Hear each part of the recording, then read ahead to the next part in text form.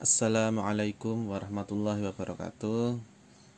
Melanjutkan materi fenomenologi agama. Kali ini kita masih membahas tentang Edmund Husserl yang ketiga. Setelah kemarin kita sudah bahas Edmund Husserl 2 pertemuan. Kali ini kita akan membahas tentang reduction and transcendental.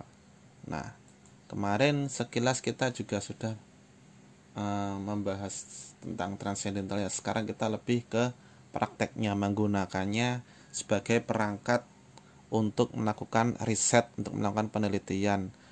Nah, jadi di sini fenomenologi itu sebagai sebuah metode penelitian yang akan kita gunakan di penelitian keagamaan.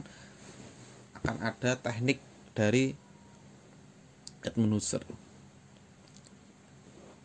Nah, tekniknya ini adalah reduksi dan transcendental. Tapi sebelumnya kita akan masuk dulu ke epoke dan skeptisisme. Nah, jadi apa sih epoke itu? Kemarin kita juga sudah membahas. Jadi epoke itu adalah bagaimana kita ketika meneliti sesuatu, mencari tahu sesuatu.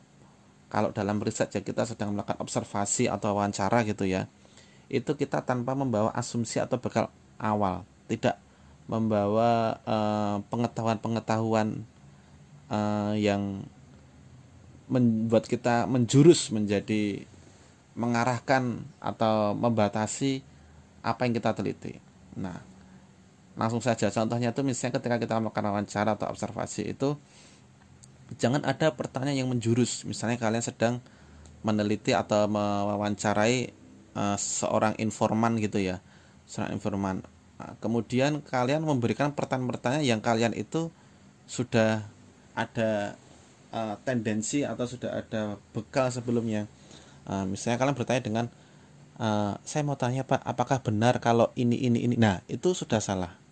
Dalam fenomenologi tidak boleh kita bertanya seperti itu. Atau pertanyaan yang lain misalnya, oh iya Pak, menurut saya gini, menurut Anda bagaimana? Nah, itu juga nggak boleh. Jadi biarkan objek itu atau yang kita teliti itu menjelaskan sendiri, menjelaskan dengan apa adanya, dengan transparan, dengan murni, dengan utuh, tanpa kita arahkan. Karena kecenderungan manusia itu ya kalau sudah tersugesti dengan pertanyaan-pertanyaan yang menjurus seperti itu ya,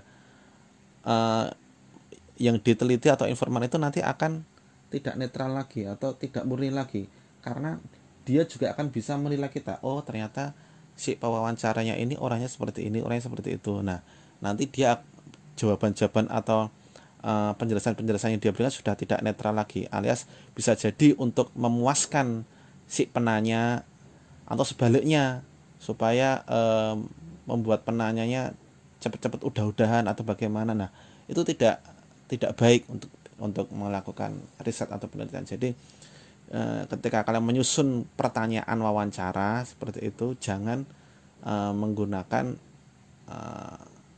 tendensi-tendensi atau pengetahuan-pengetahuan awal. Misalnya kalian tadi sudah, terutama kalau dalam konteks agama ya, misalnya ada ritual keagamaan itu yang menurut kalian mungkin wah ini syirik, wah ini haram dan sebagainya. Nah, kalian jangan memberikan penilaian atau sugesti ke informan. Oh Pak, ini kalau gini bukannya haram Pak, bukannya seperti itu, jangan. Nah, jadi kita jangan memberikan penilaian, jangan juga memberikan pandangan awal atau tendensi seperti itu. Nanti kalau kita menyerang seperti itu ke mereka juga akan melakukan defense nanti, melakukan pembelaan dan sebagainya, sehingga jadi tidak murni lagi. Nah, kemudian kalau skeptisisme itu ya, itu kita ya berarti curiosity kita itu tinggi atau rasa keingintahuan kita itu tinggi supaya informasi atau data yang kita dapatkan itu valid, supaya benar kita melakukan cross check, melakukan klarifikasi, melakukan tabayun atau semacam itu. Nah, jadi dalam penelitian itu ada namanya triangulasi data. Triangulasi data itu apa? Triangulasi data itu kita melakukan cross check data yang kita dapatkan. Misalnya kalian mewawancarai subjek A gitu ya pada hari Senin. Nanti kalian melakukan triangulasi datanya dengan cara mewawancarai lagi si subjek A ini di waktu yang berbeda, misalnya sebulan kemudian, tapi pertanyaannya sama. Nah, nanti dicek jawabannya sama apa enggak. Kalau sama, oh berarti valid. Kalau berbeda, nah itu berarti tidak valid. Kemudian dicek juga triangulasi yang data yang pertama seperti itu. Triangulasi data yang kedua yaitu dicek dengan subjek yang lain. Misalnya subjek A diwawancarai tentang sebuah ritual. Kemudian kita juga mewawancarai subjek B tentang sebuah ritual. Nah, itu kita melakukan triangulasi data yang kedua itu mencocokkan data dari subjek A dan subjek B sama apa enggak. Kalau sama berarti valid. Semakin banyak yang sama subjeknya berarti semakin valid. Kemudian triangulasi data berikutnya yaitu kita cocokkan dengan data-data atau dokumen atau teori-teori. Misalnya apa yang kita lihat di lapangan itu sesuai enggak dengan buku, sesuai enggak dengan dokumen-dokumen, dengan catatan-catatan yang sudah ada sebelumnya. Nah, itu bentuk triangulasi data. Jadi ketika kalian melakukan penelitian, kalian mau menerapkan yang mana? Yang epoke ini atau skeptisisme. Kalau skeptisisme berarti kalian pakai nanti triangulasi data. Datanya di cross check seperti itu supaya valid. Jadi data yang kita, kalau yang skeptisisme ini, data yang kita dapat dari satu sumber, dari satu area itu jangan dipercaya secara mutlak.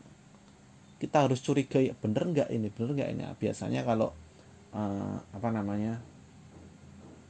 wartawan-wartawan itu memang harusnya seperti itu, cross check berita.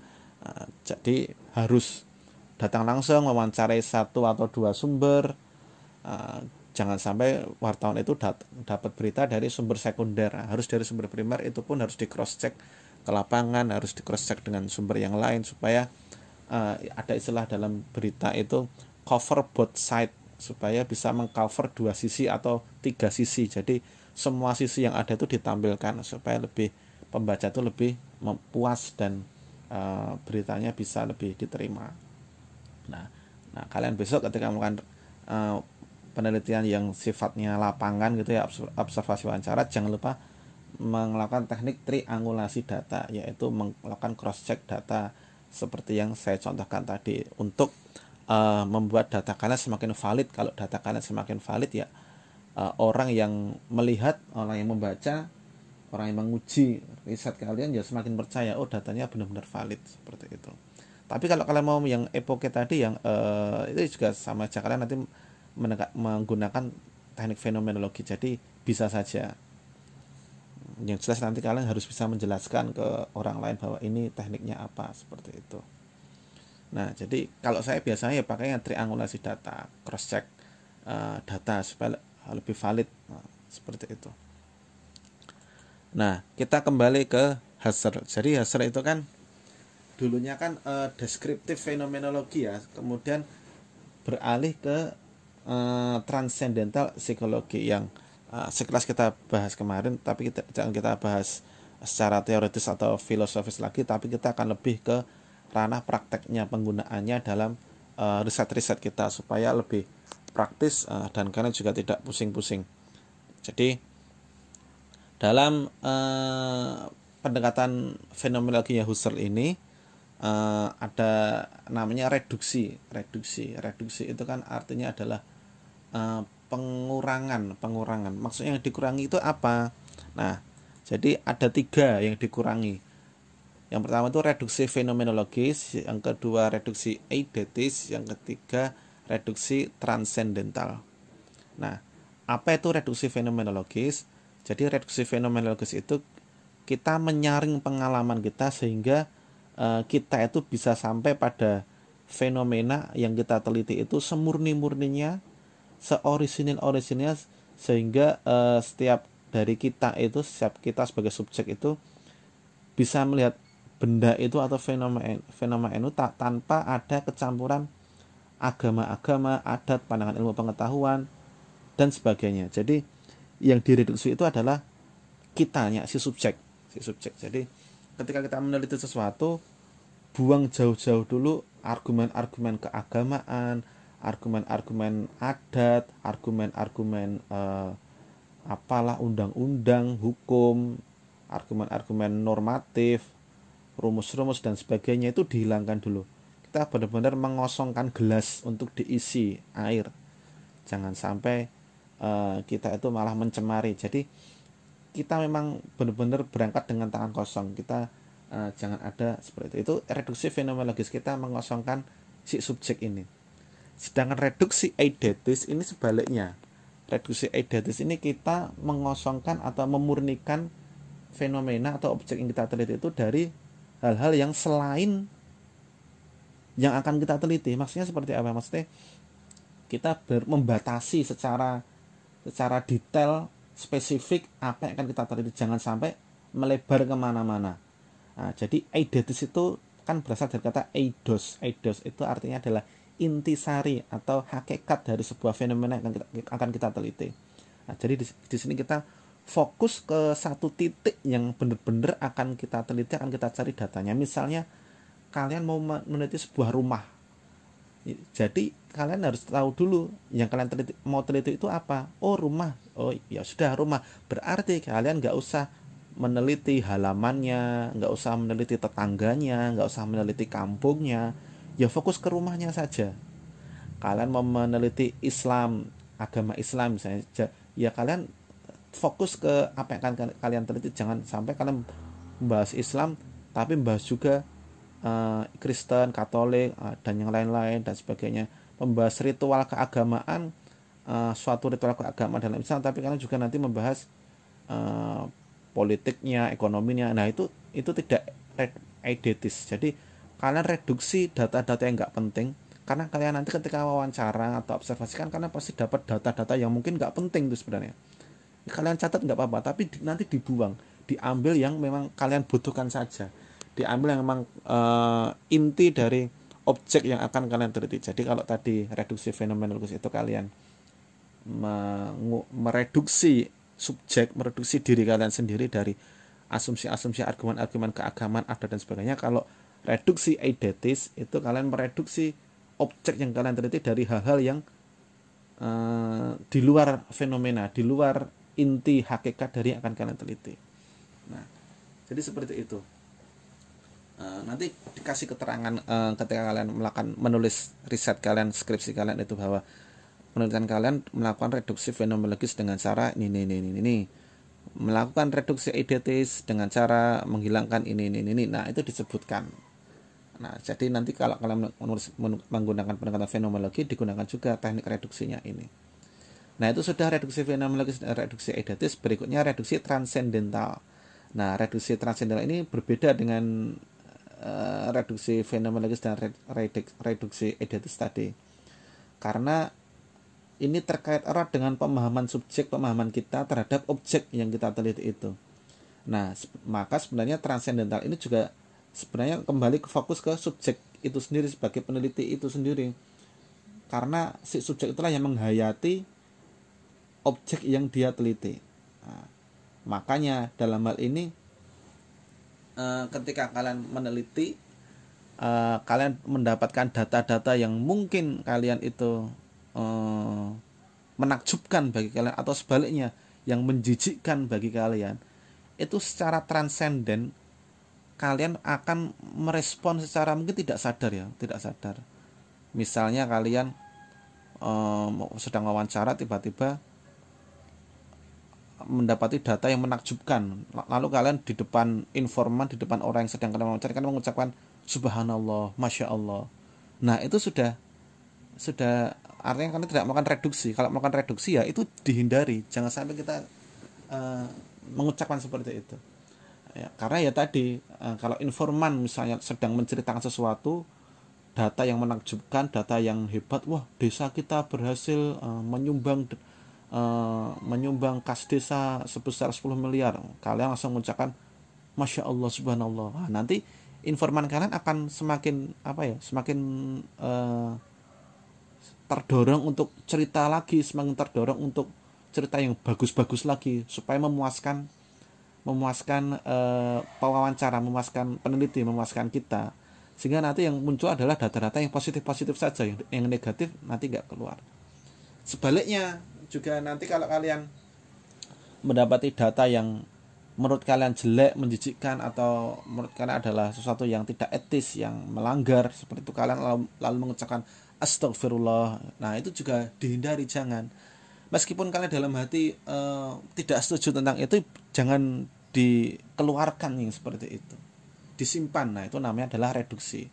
Nah, nanti kalian akan, kalau misalnya kalian mengucap astagfirullahaladzim atau innalillahi wa inna ilaihi rajiun, nah itu nanti si objeknya yang kita wawancarai itu, yang informan itu nanti akan merespon ucapan kita itu. Oh ternyata si pewawancara itu nggak suka kayak gini, ya sudah, nanti cari bahan yang lain. Nah itu nanti jadi akan mengurangi dari data yang akan kita ambil, sudah tidak murni lagi karena sudah tercover, tertutupi, terblokir gara-gara ucapan kita astagfirullah atau innalillahi tadi.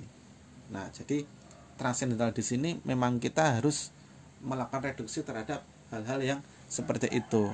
Nah untuk orang yang mungkin terlalu kuat jiwa keagamaannya, yang refleksnya itu sangat islami gitu ya, kan ada orang yang refleksnya itu sangat islami sekali, kesandung itu astagfirullah, ya itu bagus.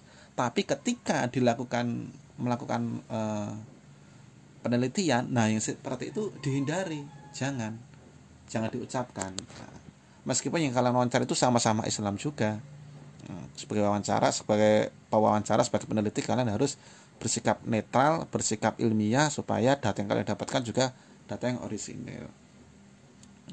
Nah maka menurut Merleau-Ponty, reduksi ini sebenarnya ada masalah juga. The most important lesson which the reduction teaches us is the impossibility of a complete reduction.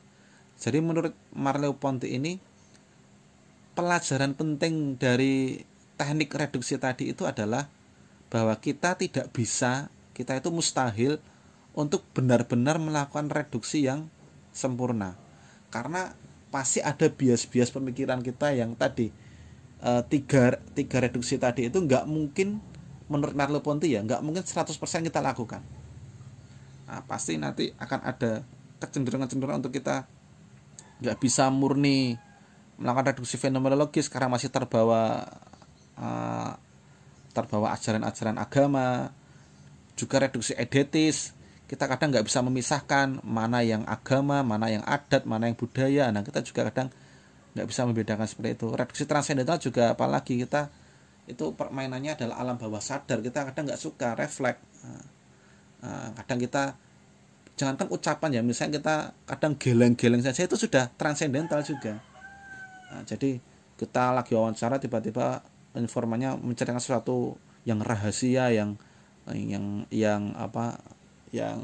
sangat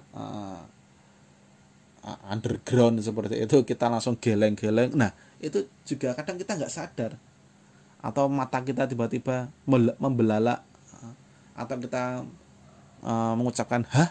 Nah seperti itu juga nggak bisa secara mudah kita hindari. Makanya menurut Merleau-Ponty itu susah, impossible. Nah tapi menurut Husserl, ya memang kalau pengen data yang orisinal ya harusnya seperti itu. Nah itulah teknik fenomenologi yang diajarkan Husserl. Semoga bermanfaat bagi kalian untuk besok melakukan penelitian di lapangan, terutama yang menggunakan teknik fenomenologi ini.